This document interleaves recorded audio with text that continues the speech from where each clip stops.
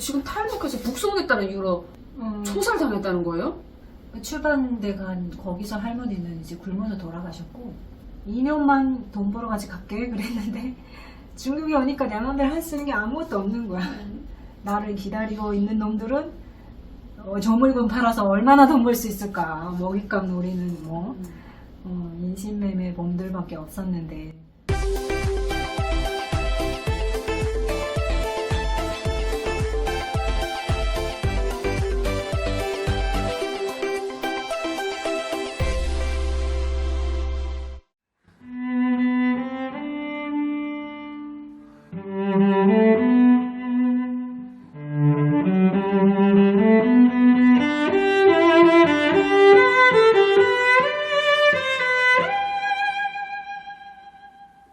네, 시청자 여러분 안녕하십니까.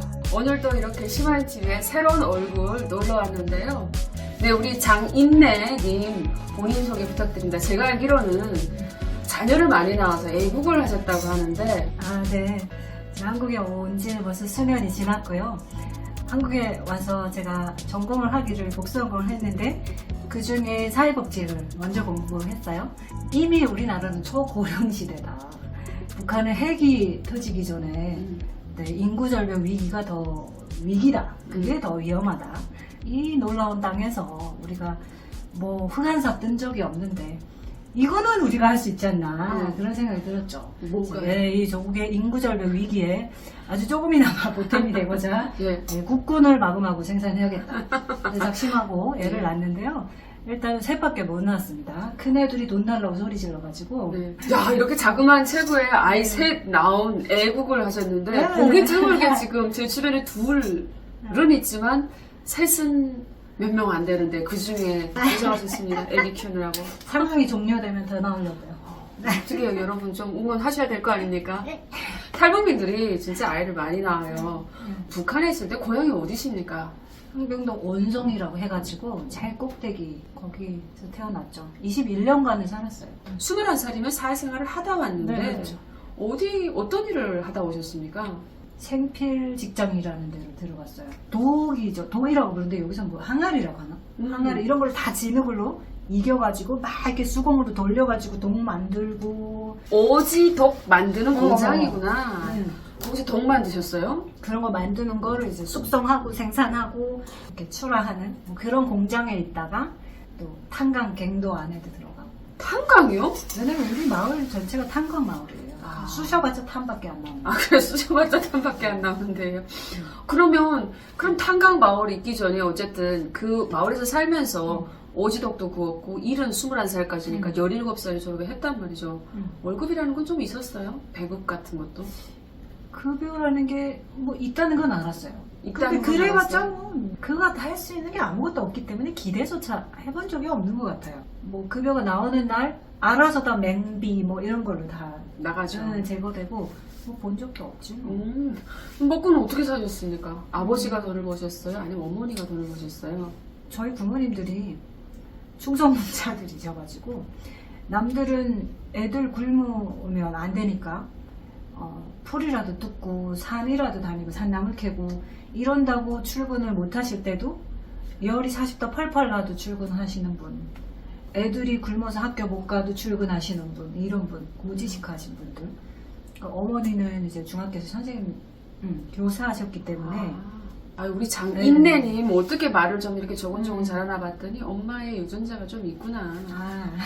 그런 것 같아요. 근데 북한에서 교사하면 여기서 교사 정말 좋은 직업인데 엄마가 어떤 쌀을 가져올 수 있는 능력은 없었나요? 뭐 배급이나 이런 게 다 중단된 후에 뭐 하다못해 외교관들도 다 꽃제비상 하는데 뭐 교사가 무슨 힘이 있겠습니까? 제가 다 알면서도 네. 구태여 굳이 네. 한번 체크하려고 안 물어봤어요. 아무것도 안 주고 오히려 이제 그런 지식인 이런 사람들이니까 갇혀서의 머리가 더 깨지 않았어요.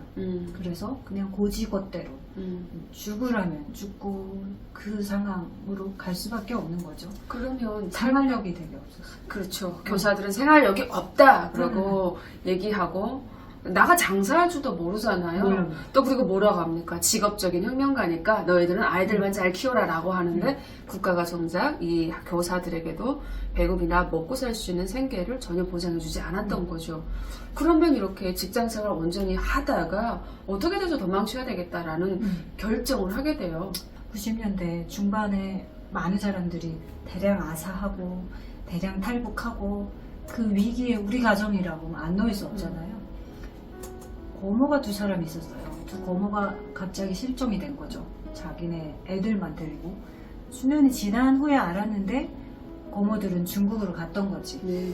중국으로 가서 잘 살고 있었으면 참 좋았을 텐데 큰 고모는 다시 북송돼서 왔어. 북송돼서 와도 뭐 감옥을 가거나 뭐 몇 년을 교화서 생활하고 벌을 받고 다시 회복이 될 수 있고 이런데 우리 고모 같은 경우는 한 달 정도 조사받은 것 같아요. 왜 그렇게 오래 조사받았지?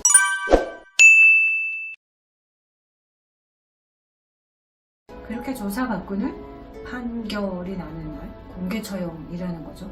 우리 고모는 죽을 일을 한 적이 없기 때문에 사람을 죽인 것도 아니고 뭐 죽이냐 그냥 소문인 줄 알았어요.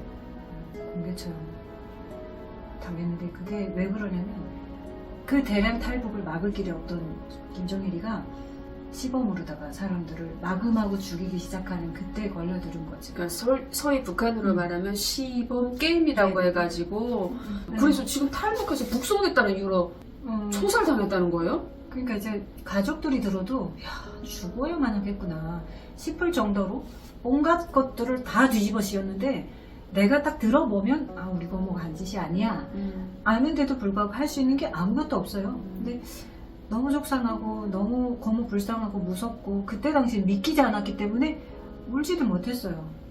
중요한 거는 남겨진 우리는 어떻게 되지가 더 걱정이었어요. 고모도 너무 불쌍하고 솔직한 말인 것 네네. 같아요.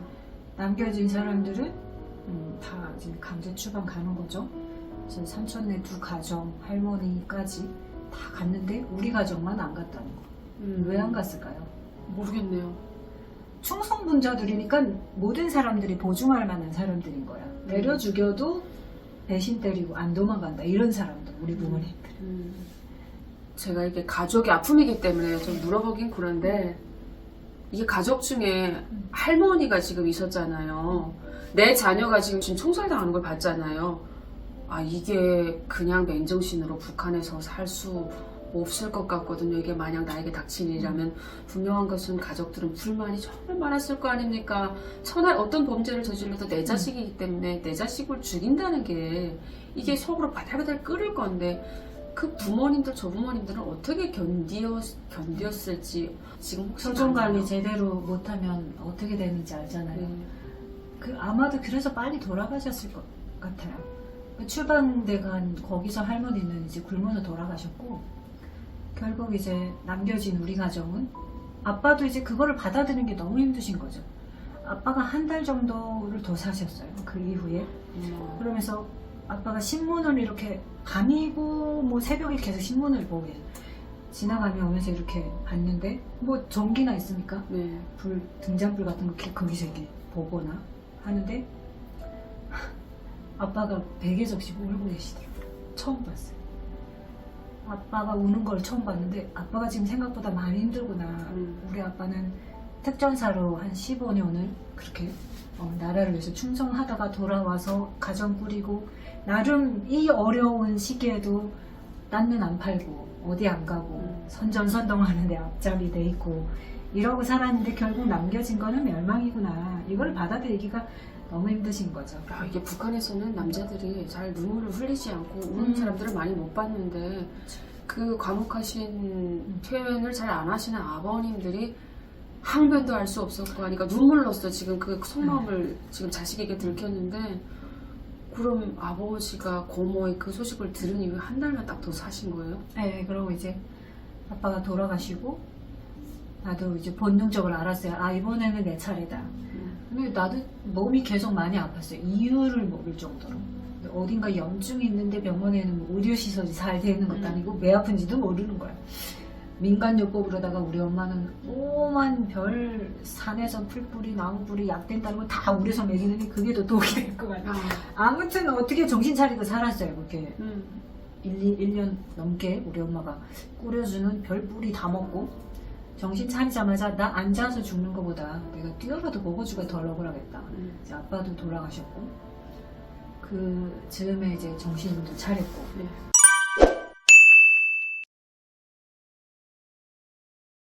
탈북을 결심했는데 엄마한테는 얘기를 못 하겠더라고요. 우리 엄마는 죽어도 이제 보낸다고 할 사람도 아니고 그래서 일단 동생한테만 간다고 얘기했죠. 그랬더니 2년만 돈 벌어가지고 올게. 누가 날 돈 벌으라 기다리고 있는 줄. 동생이 언니야 우리 죽 먹어도 같이 먹자. 가지 말라는 거야. 다 떠났고 이제 우리 세 식구밖에 안 남았는데 가지 말래. 그래서 그냥 며칠을 그냥 울면서 고민했어요. 어떻게 해야 되나. 근데 감사하죠. 한 번에 탈북에 성공했잖아요. 그 혹시 제가 알기로 혼자 같은데 동생 데려왔어요? 못 왔어요. 중국에 온 이후에 동생을 데려오려고 많이 시도했는데 엄마가 안 간대. 엄마 안 가면 엄마 두고 나 혼자 못 가잖아요. 내가 남아서 엄마 지키고 돌봐드려야지. 못 온다고. 또 엄마 못 온다 그러면 나도 또 동생 오겠다고 해도 못 데리고 오지. 그렇게 그냥 2년만 돈 벌어 같이 갈게 그랬는데 중국에 오니까 내 맘대로 할 수 있는 게 아무것도 없는 거야. 나를 기다리고 있는 놈들은 저 물건 팔아서 얼마나 돈 벌 수 있을까. 먹잇감 노리는 뭐 인신매매 범들밖에 없었는데 사실 인신매매 범들이라고 하기도 그런 게 사실 그 사람들이 그 역할을 안 해준다면 우리는 또 어떻게 하겠어요. 누군가 옮겨놔야 어디란 거 팔려가고 하는 또 역할이 악역이지만 있어야 우리도 그 땅에 발을 붙일 수 있는 참 뭐라고 해야 되나 이렇게 말하는 게 맞는지 모르겠지만 결국 그 사람들에 의해서 나도 2번 정도 팔렸죠. 나중에 정착한 곳이 지금 남편으로 같이 살고 있는 우리 애 아빠인데 그러면 원성이라는 지역에서는 네. 중국으로 가는 사람들이 많다는 거는 그 지역 사람들이 좀 알고 있었나요?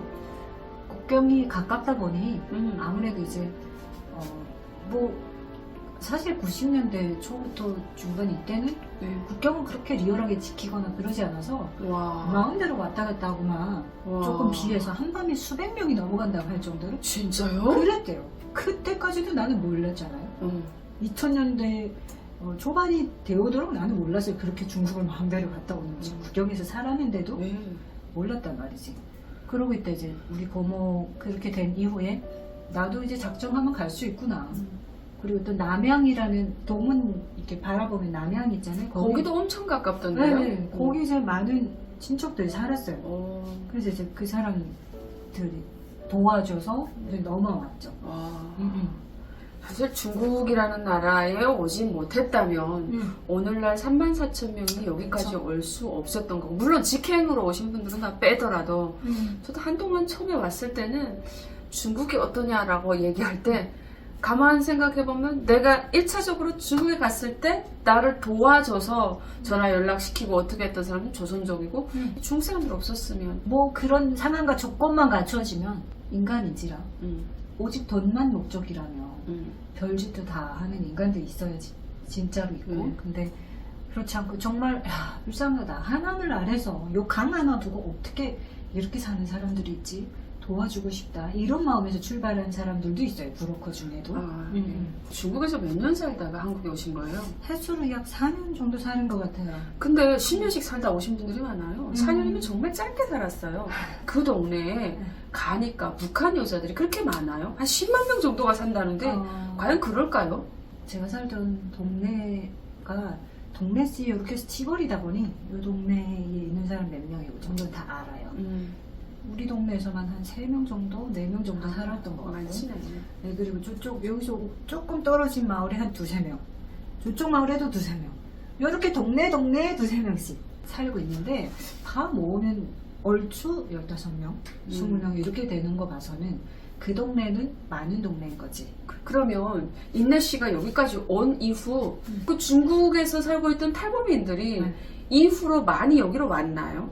저 같은 경우는 주변에 언니들이 두루두루 가고 하는데 이 사람들이 다 안 돌아오는 거예요. 네. 우리가 북한에서 그 이상한 교육 많이 받아서 안기부들이 분명히 이 언니들 못 가게 한다. 왜냐면 내가 봤을 때는 이 언니들은 가정 버리고 애 버리고 마음대로 살 사람들이 아니었어요. 네. 근데 가가지고 안 오는 거야. 왜 안 올까? 그 연락도 안 되고. 난 속으로 나는 가정 반드시 지켜야 되기 때문에 한국 죽어도 안 간다 이러고 있었어요. 근데 이제 고장 당해서 북송될 위기에 있다는 소식을 받았지. 결국은 잡혀가기 전에 나도 한국 가는 수밖에 없고, 그리고 도중에 한 번 또 공안에서 잡아갔어요. 그래요? 응, 그래가지고 어떻게 풀려나셨습니까? 하룻밤 이틀밤 이렇게 있었어요. 그냥 그대로 두면 북송시키는 거지. 네. 근데 이것들이 국경절 이런 거 맞아서 한 번씩 잡아가는데 왜 잡아가냐면 뇌물 받아먹기 위해서 잡아가는 거였대요. 분명히 가족들이 돈 빌려서 이제 갖다 찔러줄 거다 이러고 기다리고 며칠 지나다 안 갖다 주면 그냥 보내는 이런 케이스였는데, 우리 시댁도 시골이다 보니 돈은 없어요. 먹고 사는 거는 그럭저럭 사는데, 그러니까 있는 것 수준 되는 만큼 돈 빌려가지고 시댁에서 갖다가 주고 나왔는데, 그 이후로 이 트라우마 있잖아요. 그때 임신됐을 때였는데 안전하지 않구나 이런 생각하죠. 결국 이제 그런 오해받고 또 정말 복송될 수도 있겠구나 싶어서 결국 결정을 했죠. 빨리 가야 떠나야겠다. 되겠다. 그러면 먼저 오신 분이 어쨌든 연락할 수 있는 선이 있거나, 야 일로 와라 라고 누가 데리고 오는 선이 있어야 될 거 아닙니까? 그런 건 아니고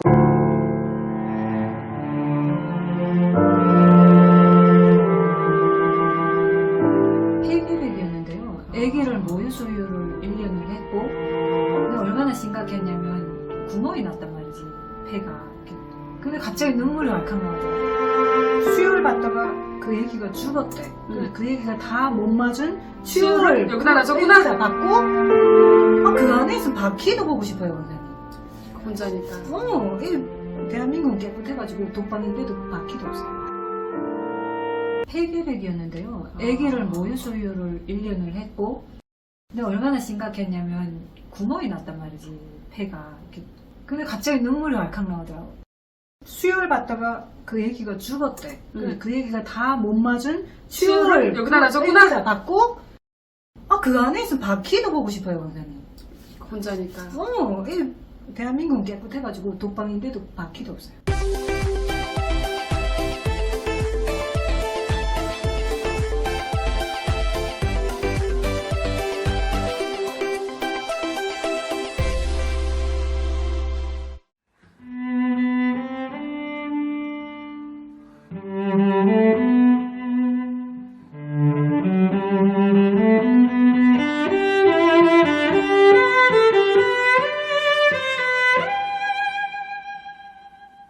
그러면 먼저 오신 분이 어쨌든 연락할 수 있는 선이 있거나, 야 일로 와라 라고 누가 데리고 오는 선이 있어야 될 거 아닙니까? 그런 건 아니고 네. 이제 선교사님들을 만났어요. 저 같은 경우는 중국에서 교회를 접했지.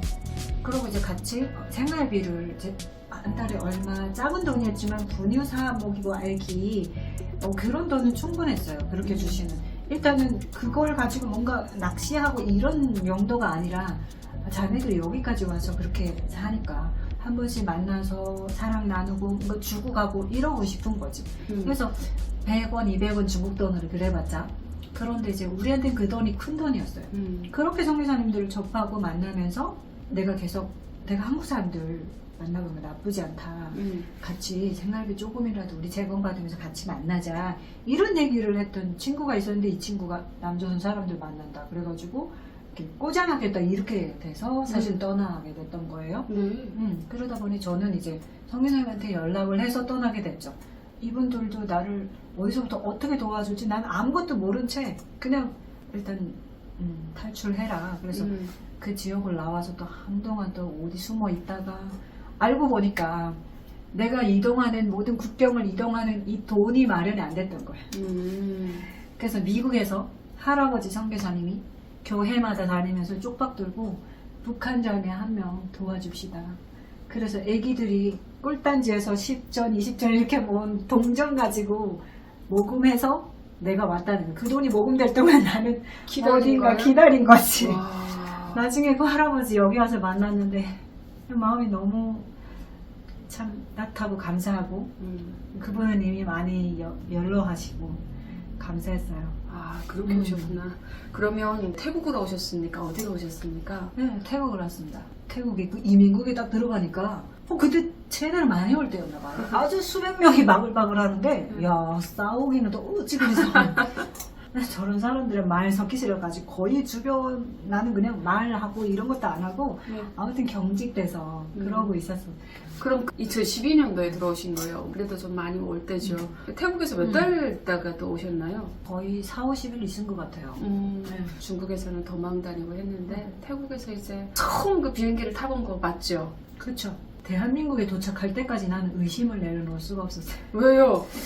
이거 제대로 한국 가는 비행기 맞을까? 계속 그 긴장을 놓을 수가 없더라고. 내내 기도 계속 했지. 메콩강 건널 때도 막 나는 물에 대한 트라우마가 있어요. 그 어릴 적에 그 모내기 끌려 나가가지고 모내기 하다가 그 물 때문에 빠져서 아주 죽을 뻔했거든요. 근데 그 메콩강 물 색깔 너무 더럽잖아요. 네, 그 시커멓다고. 모내기 할 때 물이랑 똑같다고 완전. 그 물 비슷한 물에 아주 보트에 6명이가 타야 되는데 우린 너무 많아. 8, 9명 탔거든. 거기에 생리하는 여자 2명이나 있고.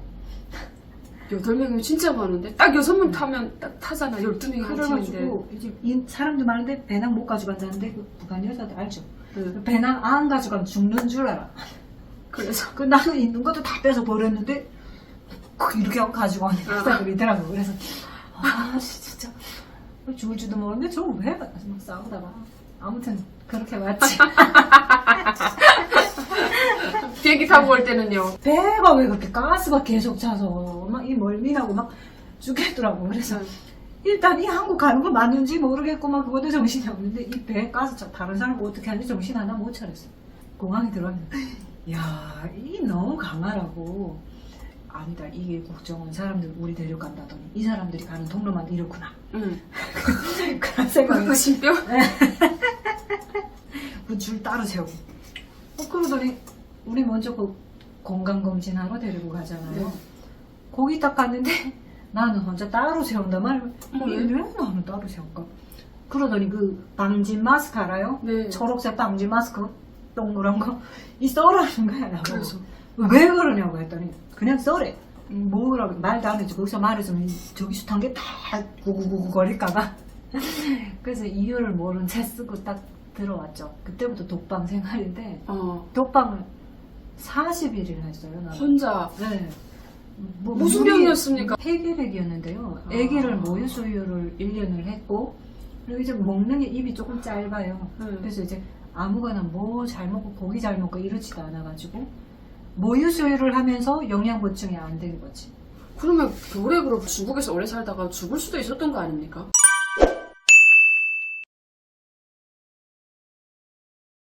근데 너무 웃긴 게 이게 일찍이 발견되면 원래 태국에서 발견이 돼야 되잖아요. 오기 전에 검진 다 하고 보내거든요. 그때 발견이 안 됐다는 거예요. 얼마나 감사해요. 그거 발견되면 못 온다고 이거 다 나올 때까지. 그러고 이제 통과돼서 한국 딱 왔는데 이제 발견된 거예요. 근데 얼마나 심각했냐면 구멍이 났단 말이지. 폐가 이렇게 천공이 될 정도로 이렇게 돼 있었으니 이미 태국에서도 심각한 상황이었을 텐데 근데 나는 뭐 에너지나 이런 게 늘 없어서 나는 원래 몸이 약해서 그런가 보지. 애기 모유 수유하다 끊지도 못하고 그냥 떠났기 때문에 한쪽으로 모유 뿔고 애기 보고 싶고 아무튼 몸은 몸대로 힘들고 지치고 돈은 없어서 다른 사람들 뭐 사 먹어도 나는 사 먹을 거나 뭐 이런 거 못하고 다 내가 1,000원을 갖고 떠나는데 그 중에서 뭐 재판 비용 뭐 이런 거 다 해야 돼가지고 나는 쓸 수 있는 돈이 아무것도 없더라고. 그래서 그때 일단 누군가 너 그러다 죽는다. 일단 시장을 나가자. 어떤 이모 데리고 나가서 시장 나갔는데 음식 냄새 확 맡는데 사람이 이렇게 핑 돌아서 쓰러졌어요. 네. 그리고 그 경찰서에서 오토바이로다가 나 이렇게 데리러 왔단 말이에요. 오토바이에 끌려서 들어간 이후에 그 경찰서 거기서 머무는 거기서는 밥을 제공을 해줘요. 네. 알아서 사 먹게 안 하고. 태국에서. 네, 원래는 다 이제 알아서 사 먹고 이랬어야 되는데 그렇게 이제 아프면서 온 거죠. 이게 계속 스트레스 받고 긴장하고 기도하고 이러고 오는데도 일단 몸은 아파 있었던 건데 그렇구나. 너무 감사하게도 한국 와서 발견됐죠. 그러면 국정원에 들어와서 이렇게 아픈 사람을 따로 격리하고 우리 네. 때도 그랬어요. 네. 북한 사람들은 결핵 환자가 워낙 많아서 네. 인천에서 딱 신체 검사한 다음에 결핵이 딱 금방 나오자마자 마스크 딱딱딱 주잖아요. 저희는 남자 여자 포함해서 한 5명 정도가 결핵 그때 나오더라고요. 나밖에 없었어요. 아 그래요? 저희 기수는 한 5명 나오더라고요. 그래서 멀쩡하게 보이는 분들도 거기서 바로 손자리에서 마스크 씌우더라고요. 그래서 그분들 독방에서 밥 따로 먹고 하는 건 알았어요. 맞아요. 근데 사람들이 그때 999에 쟤네 결핵이란다 그러더니 개방성 결핵이거나 어쨌든 결핵이면 그걸 심각하게 보더라고. 근데 애들이 밥 먹을 때마다 너네 뭐 먹니? 그러니까 아예 첫날부터 약을 넣었는데 약 먹는 게 한 줌씩 먹는 거예요. 근데 거의 나갈 때는 완치가 거의 되는 상태에서 나 완전 좋아졌대 이렇게 얘기하던데요. 그러니까 어떤 치료를 원래는- 받으셨습니까? 원래는 이제 2주 정도 약을 먹으면 전염성은 해제가 돼요. 근데 이제 저 같은 경우는 약을 못 받는 거예요. 이 약을 먹으면 토하고 약을 먹으면 온 방이 빙빙 돌고 막 일어나서 숨이 안 쉬어지고 그래서 이대로 두면 안 되겠다고. 나 약 먹으면 토한다. 전담 가는데 얘기했는데 이 사람 안 믿어. 그래서 내 앞에서 바로 먹으래. 자기도 마스크 쓰고 와서. 알겠다고. 약이 들어가는 거 동시에 약이 여기까지 도착도 안 했는데 왈칵 다 나오는 걸 보더니 애가 죽겠다고 신고를 했나 보지. 네. 그 다음부터는 이제 병원에 가서 입원을 하면서 같은 이제 성분의 약이라도 맞는 약을 또 이렇게 자꾸 먹여보면서 주사. 이거는 이 약은 맞는가 보다. 저 약은 빼고 뭐 이렇게 조율이 돼서 그런 식으로 있는 게 또한 병원에도 한 1, 2주 있었나? 그러고 와서 계속 독방에서 아니면 해제가 돼야 되니까. 어땠습니까? 그런 약을 공짜로 이렇게 놔주는 거.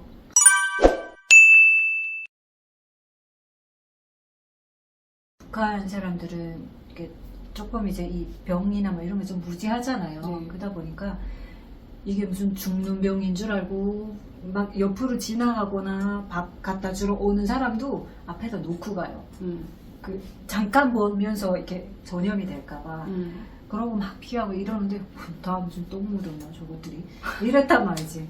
근데 이제 나를 병원으로 데리고 왔다 갔다 하는 그 전담 선생님이 계셨는데 나이가 좀 지극하신 할아버지셨어요. 이분이 나보고 야 나랑 있을 때는 이거 벗어도 돼. 괜찮아. 이게 죽는 병 아니야 한국에서는. 근데 갑자기 눈물이 왈칵 나오더라. 내가 그동안 사람들 때문에 굉장히 눈치 보고 있었구나. 나 때문에 누군가 손해보면 안 되니까. 막 그렇게 따뜻하게 대해주고 병원 가서도 난 뭔가 계속 쓰는 걸 좋아했어. 뭘 편지도 쓰고 지금 있는데 신경을 쓰기도 하고 북한에 이만큼 있어요 일기장.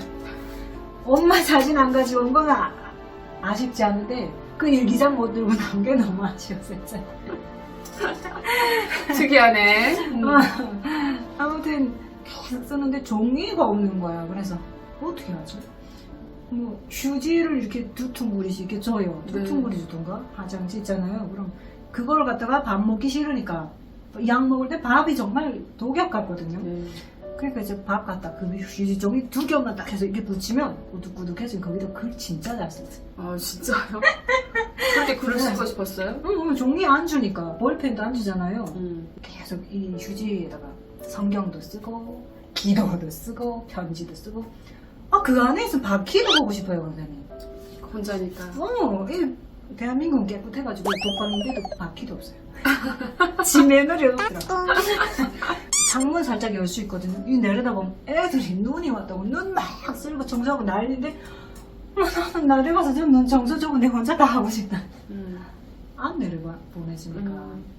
그래도 의료 이런 걸 받으면서 고마움 이런 건 느끼셨죠? 그럼요. 얼마나 놀랄 게 한두 가지 아니잖아요.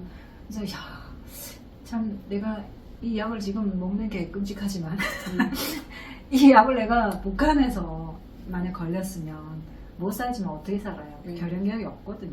북한에서부터 시름시름 앓으면서 아파왔잖아요. 혹시 북한에서부터 결핵이 걸렸는데 그걸 몰랐던 거 아닐까요? 그건 아니죠. 한 4년 정도 중국에 있었던 시간이 있었기 때문에 북한에서 아팠을 때는 호흡기 쪽으로 굉장히 좀 안 좋았던 것 같은데 어렸을 때부터 이 폐 쪽으로 조금 문제가 있었더라고요. 근데 내가 돌도 안 됐을 때인데 우리 엄마가 선생님이었잖아요. 네. 그때는 교사 우대에 뭐 이런 제도가 있었대요. 네. 그래서 다른 애들은 못 살았을 텐데 수혈 받다가 그 애기가 죽었대. 그 애기가 다 못 맞은 수혈을 여기다 놔줬구나? 여기다 받고 그래서 그때 그래도 때마침 피 받아서 살았는데 뭔가 좀 부실했겠지. 그래가지고 조금 시름시름 계속 약하고 아프고 이런데 뭐 딱히 영양 공급이나 이런 게 제대로 안 되다 보니 그게 이제 회복이 되거나 좀 더 이제 뭐 건강해지거나 그럴 계기가 없었던 것 같아요. 북한에서 안기부 알잖아요. 맞아. 생각했던 것만큼 그 안기부가 국정원이 공포스럽습니까? 진짜 뭐 거의 상상 이상의 그런 매너와 부드러운 목소리와 그렇게 이제 인격적으로 대해주는 사람들을 우리가 처음 만나잖아요.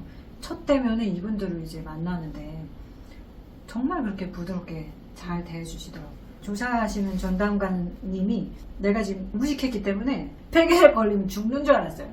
아마도 이거 중국에서부터 있었던 건데 이게 아마도 애기한테 전염됐을 거다.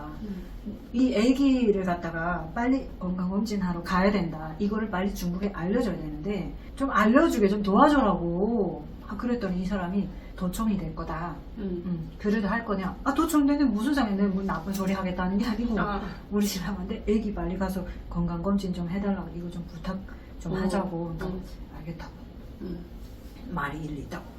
그래서 전화기 빌려줘가지고 중국에서 전화했잖아요. 조사 왔다가. 그 신랑한테 야, 내 폐에 벌레에 들어갔다가 그 말을 배경이 뭔지 모른다 말이지. 전문 용어니까 이게 나쁘다. 그래서 이게 만약 애기한테도 이제 갔을 수 있으니까 빨리 병원 가서 애기 벌레 빼야 된다. 우리 신랑이 놀라가지고 벌레 들어갔다고? 가지 말라는데 가가지고 폐 안에 벌레 들어가서 죽는 줄 알고 또 시댁에서 몇 날 며칠 울고 난리나. 아무튼 너무 인격적으로 사람을 대해주는 우리 국정원 선생님들한테도 너무 놀랐고 그리고 이제 계속 내가 뭔가 쓴다 그랬잖아요. 그 안에서도 조사 끝나고 책을 한 이만큼 또 썼어요. 네. 그걸 그렇게 씁니까? 그거를 원래 나올 때 안 준대요. 네. 안 주더라고 국정원에서 쓴 책들. 네. 근데 그 병원 데리고 다니던 그 할아버지 선생님 그분이 한테는 찾아왔지. 내 쓸데없는 거 쓴 거 없다. 이거는 꼭 가지고 나가야 된다. 좀 사정했더니 다른 사람한테 보이지 말고 그래서 책도 찾아. 거기다 기도 났었겠죠. 맞아요. 그래봤자 이제 신앙 고백 쓰고 편지 쓰고 성경 필사하고 했는데 아무튼 너무너무 감사했어요. 병원에 갇혀있을 때도 이제 도망가면 안 되기 때문에 나 때문에 누군가 이제 지키다가는 이제 돌아가고 이랬단 말이죠. 근데 이분이 올 때마다 자기네 집에서 명절 보내던 거 그때 음력설이 꼈나 봐요. 그 음식도 사가지고 와서 먹으라고 집사람이 사줬다 그러면서 근데 괜히 그냥 막 마음이 너무 따뜻하고 감동해가지고 많이 울었잖아요. 이 엄마 생각도 많이 나겠고 가족 생각, 애 생각도 많이 날 텐데 이 명절에 병원에 갇혀서 조사 받다가 안 됐다고 그러면서 참 감사한데 나중에 그분을 찾을 길이 없더라고요. 연락처를 안 와, 뭐를 안 와. 아무것도 안 주십니다. 예. 자, 그러면 이렇게 해서 하나원을 갔잖아요. 그럼 집은 어디 받았어요?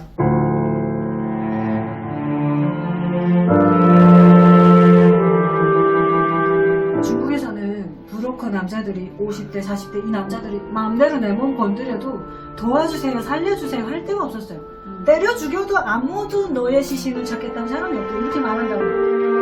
딱 공항에 도착했을 때는 이 사람들이 경직된 표정이죠. 중국 사람들은. 이 무슨 국가 공무원이라는 사람들이 서비스 대떡이잖아요. 맞아. 맞아. 우리가 몰랐어. 중국에 그냥 있을 갈 때는 몰랐지. 다 그렇게 하는 줄 알았지. 근데 한국 와서 딱 근데 나 태어날 때부터 대한민국 국민이었다는 거 몰랐어요. 헌법상 그렇더라고. 와서 보니까 그래서 지금 탈북해서 북송됐다는 이유로 총살당했다는 거예요?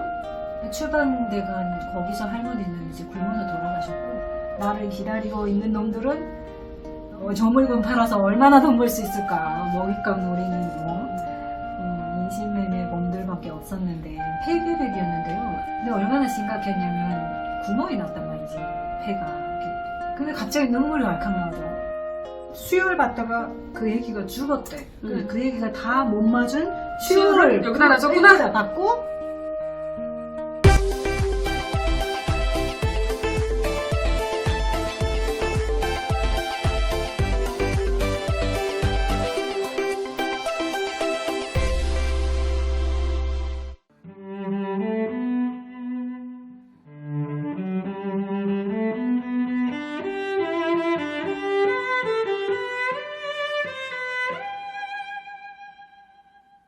자, 그러면 이렇게 해서 하나원을 갔잖아요. 그럼 집은 어디 받았어요? 뭐 다들 서울 좋다고 하더라고. 근데 나는 꼭 서울 아니라도 근데 우리 그 작은 고모가 중국 나와서 작은 고모한테 전화했는데 전화 안 받아요. 그랬더니 며칠 만에 누군가 봤는데 없어 여기 안 살아 그러는 거예요. 그래서 이상하다 왜 안 살까? 또 걱정한다고 하는데 우리 작은 고모 한국에 와요. 그래요? 너무 좋았겠다. 그래서 야 친척이 하나 있구나. 너무 좋아했는데 내가 우리 작은 고모 성격 안다면 나를 그냥 갖다가 또 지잡듯 그냥 지락펴락 하고 싶겠지. 그래서 내가 죽어도 고모 옆에는 안 가도 대구에 살아요. 대구만 안 가면 됩니다. 그래가지고 주변에 이제 우리 올 때 도와주셨던 선교사님들한테 물어봤죠. 그랬더니 서울은 경쟁력이 있어서 안 될 것 같고 주변 광명 부천 다 괜찮다. 그렇게 이제 광명 받고 나왔어요. 아, 고모가 있었다 했잖아요. 고모 나야 하니까 고모 반응 어땠어요? 니 어떻게 여기 있니? 니 언제 왔니? 이러면서 놀라지. 고모 나와서 보니까 고모는 많이 변하셨나요?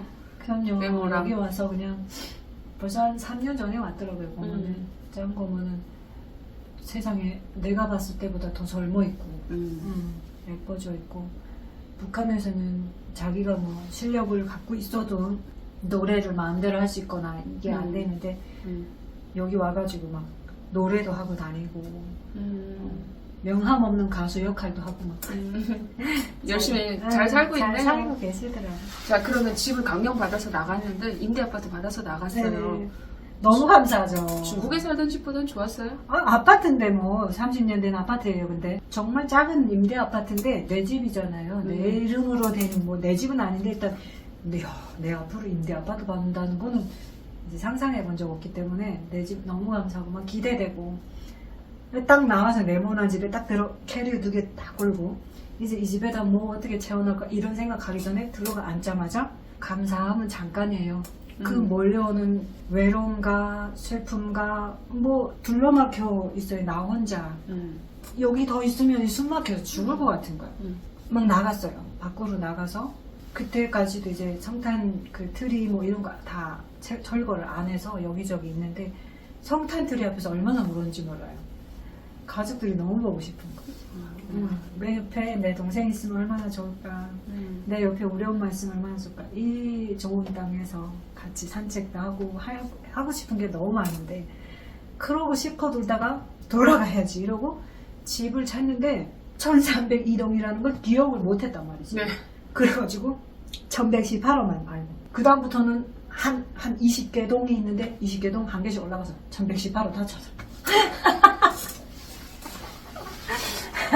첫날에 나와서 엄방 그러면서 안 그래도 지금 막 감정 어떻게 조절이 안 되는데 엄방 집 찾아서 나왔는데 어떻게 왔는지 똑같은 아파트 다 그러고 있으니까 앞뒤를 보면 난 지금도 이제 운전하고 다니다가 지하철 이런 거 타면 출구만 잘못 나도 이렇게 못 찾고 막 조금 이런 게 있어요. 그러면 그날 첫날에 나왔으니까 핸드폰이 없었겠네요. 없지 어디 있어. 그러니까 혼자 그래 나갔다가 길 잃은 거예요? 그렇지.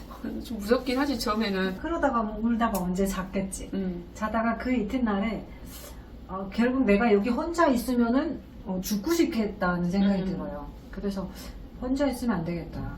그렇게 나는 교회를 뛰쳐갔어요. 교회 갔는데 날 아는 사람들 하나도 없다.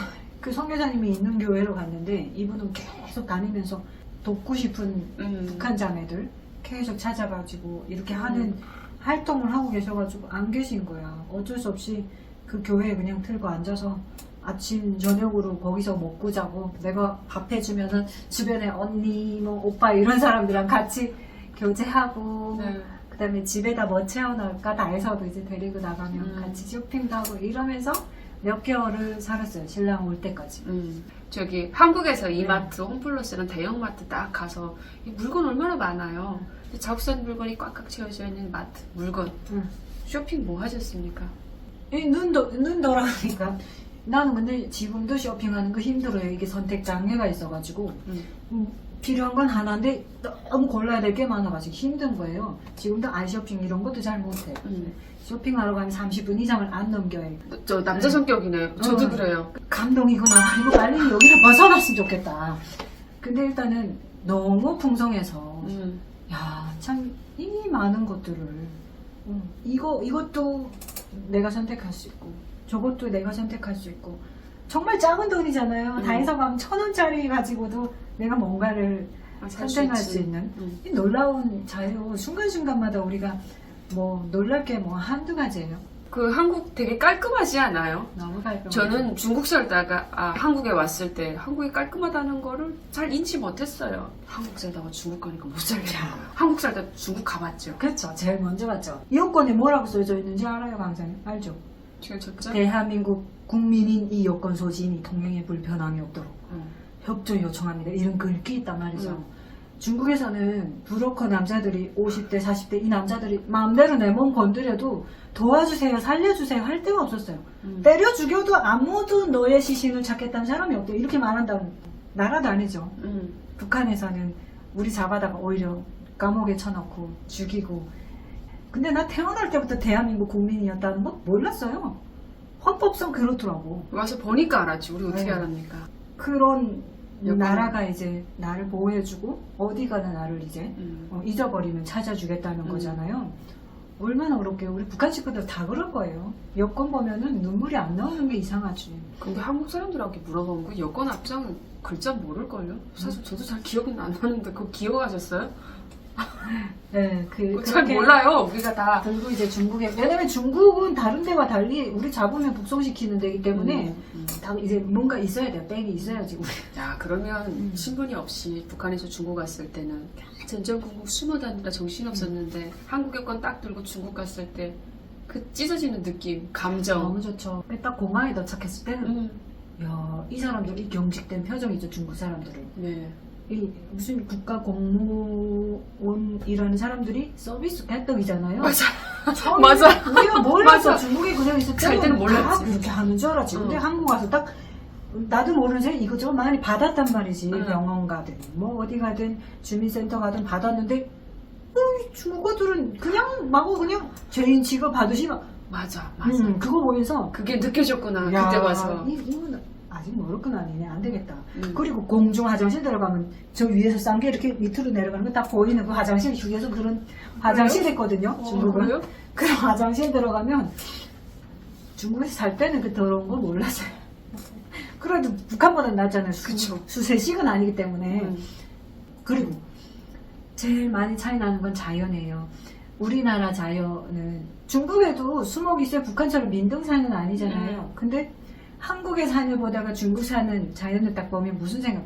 항사의 나라라서 그런가? 이렇게 먼지 뒤집어서 이렇게 늘어져 있는 것 같아요. 모든 나무가. 근데 우리 한국 산들은 나무가 전부 다 정신 바짝 차리고 다 이러고 있단 말이지. 사람들의 정신 상태에 따라서 자연이 다르구나. 이런 생각을 했어요. 인천공항에서 알아서 그냥 막 애국가 나와요. 너무 감사하고 이렇게 놀라운 나라가 되도록 참 선배들이 많이 고생했겠구나. 우리는 억압받느라고 정신 못 차릴 때. 한국에 와서 또 출산하셨지 않습니까? 네. 한국에서 처음 이제 아이를 낳는 거니까 좀 두렵긴 했어요. 아니 무슨 검진을 임신돼서부터 계속 검진하러 넘어가잖아요. 근데 중국에서는 큰아이 나올 때 한 번 딱 가서 이제 애 잘 있는지 이렇게 해보고 그럼 나올 때까지 갈 일이 없어요. 한국에서는 애기 나올 때까지 무슨 검진 무슨 요번에는 무슨 이거 전체로 찍는 거 요번에는 무슨 뭐 장애 있는지 검사 뭐 별거 다 하더라고. 근데 그것도 이제 안 가면 안 될 것 같다는 그 가서 다 한다니까. 맞아. 큰일 날 것 같은. 네. 맞아. 그래 그런 식으로 끌려다니면서 계속 검진했죠. 어. 그게 너무 싫고 그랬어요. 근데 결국 갔다 올 때마다 애 사진 받아오고 말 받아오고 이러니까 이래서 가겠구나. 아 이것도 친절한 거구나. 이거 정말 애가 건강한지 안 건강한지 정말 필요하겠구나. 하나씩 이제 받아들이는 거지. 이제 애를 낳을 때 얘는 막 1시간 안에 나왔어요. 진통이 있기부터. 너무 부끄럽죠. 남자 원장님이 다 받아야 되고 이래가지고 애기 낳고도 이렇게 독방에 이렇게 다 모셔다가 이렇게 주는데 다 자연분만 하다 보니까 하루 만에 이틀 만에 다 그냥 병원에서 나왔어요. 저는 애기를 중국에서도 낳아보고 뭐 한국에서도 지금 낳아보고 하는데 중국에서는 애기 나올 때 아주 차가운데 누워도 침대도 아니고 아무튼 잔등이 섬뜩한 이런 쇠 침대도 비슷한 그런데 누워가지고 막 진통하고 나올 때까지 누울 데도 없어요. 뭐 왔다 갔다 하면서 진통을 해야 되고 막 그랬어요. 한국에서는 그냥 다 누워서 너무 편하게 마지막까지 산모가, 누워서. 네, 마지막까지 그리고 다 그냥 시작부터 끝까지 옆에서 불편하세라 다 부를 수 있고 도움 요청할 수 있고 남편이 들어와가지고 다 볼 수도 있고 찍을 수도 있고 이게 가능한 곳이더라고요. 너무 놀랐어요. 야, 애 하나 낳는데도 이렇게 큰 차이가 있구나. 북한에서는 다 집에서 애 낳으니까. 근데 이제 중국에서는 그렇게 한번 당해봤기 때문에 애 낳는 것에 대해서 좋은 기억이 없었거든요. 근데 다르더라고. 이렇게 나오면 넷도 다섯도 낳겠다. 원래 나는 이게 머리 구조가 단순해요. 애를 키우려면 돈이 얼마 그러기 위해서 뭐 해야 돼 이런 계획을 모르겠어요. 계획이 꼭 있는 게 좋은 건지 모르겠지만 가장 궁극적인 목적이 애가 많이 있는 게 좋은 거다. 나라에도 좋고 나한테도 좋다. 이러면 그 나머지 대가지불은 분명히 해야 된다고 생각해요. 대가지불 안 하고 어떻게 가장 소중한 거 얻을 수 있어요. 그러니까 그냥 정말 나는 애만 잘 낳아서 애들만 잘 키우고 이러고 평생을 살아도 정말 가치 있는 일이라고 생각해요. 정말 제일 좋은 일이라고 생각하고 마인드가 정말 네. 대단하십니다. 그래서 이제 그러고 싶은데 필요한 돈들이 있고 이러니까 계속 앉아서 애만 낳을 수 없다는 거를 상황 파악을 했어요. 우리 신랑도 외동이고 저는 여기 혼자 왔으니까 또 이슬람 가는 곳마다 가는 나라마다 새끼 많이 나가지고 자기네 나라 국가 만든 데잖아요. 네. 우리는 뭐 어떻게 하면서 둘러매고 못 왔으니까 여기서 나야지. 제가 한국에 와서 여자로 살면서 좋은 점이 훨씬 많다고 생각해요. 우리가 북한에 있었습니다. 천덕꾸러기 아시죠? 북한은 남자가 존경받고 남자가 우대받는 나라예요. 제가 얼마 전에 김태경 강사님하고 강의 갔다가 잠깐 대화할 일이 있었는데 그 강사님이 처녀로 왔다는 거예요. 그래서 이렇게 대화하다 보니까 북한의 여자들이 시댁에 갔다 쫓겨오는 일이 많대요. 쫓겨오는 이유가 뭔지 아세요? 돈 못 벌어서. 예. 저는요, 뭐라고 하는지 아세요? 나보고 강사님, 여자들이 가서 왜 결혼했다가 쫓겨오는지 아세요? 그래서 나 너무 오래 살았나봐요. 돈 때 묻은 대답했어요. 때 두덕두덕 묻어가지고 불륜 그랬잖아요. 그랬더니 우리 강사님 너무 때 많이 묻으셨다. 아니랍니다. 여자들이 돈을 못 벌어서 이 시어머니가 쫓아버린대요. 그러니까 여자가 돈도 벌어야 되고 출산도 해야 되고 근데 여자의 지위와 가치가 너무 북한이 아직까지도 바닥이라는 생각을 했어요.